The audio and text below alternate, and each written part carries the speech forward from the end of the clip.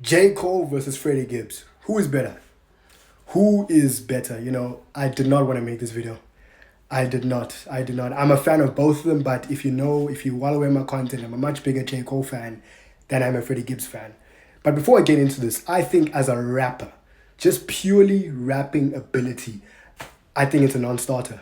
I think J. Cole is I'm not going to say by far, but I think J. Cole is a better rapper than Freddie Gibbs, honestly speaking. I'm not going to put any disrespect in Freddie Gibbs because I think he's an all-time rapper as well, but I think J. Cole's a better rapper, man. I think J. Cole is a better rapper when it comes to the ability to write, to rap, delivering his raps, tapping into different flows, tapping into different subject matters. J. Cole is better than Freddie Gibbs. Now, the reason why I'm making this video and the reason why this is like this, it's more so of a discography chat.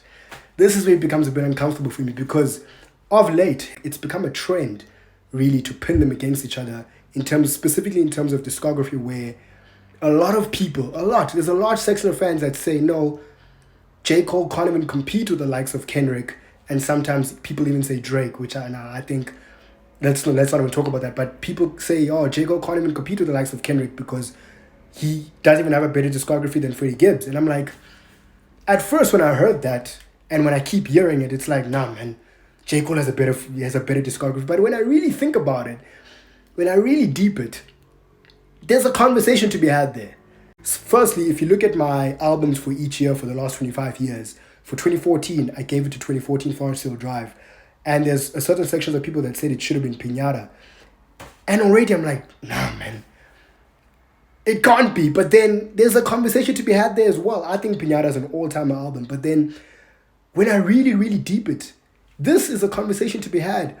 But then at the same time, and this is not even a fault on Freddie Gibbs, and J. Cole can't even say, oh no, I didn't work with a super team of producers, because one thing that Freddie Gibbs has done that J. Cole hasn't is that Freddie Gibbs has worked with, from these 4 albums that I've put here, 2 of the greatest producers of all time, 2 of the top 10 producers of all time, in my opinion, in The Alchemist and Madlib.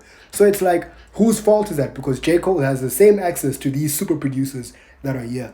So that's not any fault of Freddie Gibbs, and it's only J. Cole to blame if that's what J. Cole fans, including myself, would say that, oh no, J. Cole didn't work with a super team of producers. Well, whose fault is that? What do you guys think? I still think rapper, it's a non-starter. But I think in terms of discography, man, it's neck and neck, but I'll still edge it to J. Cole. Guys, let's not disrespect J. Cole's discography, man. You have 2014 Forest Hill Drive, which is objectively one of the greatest rap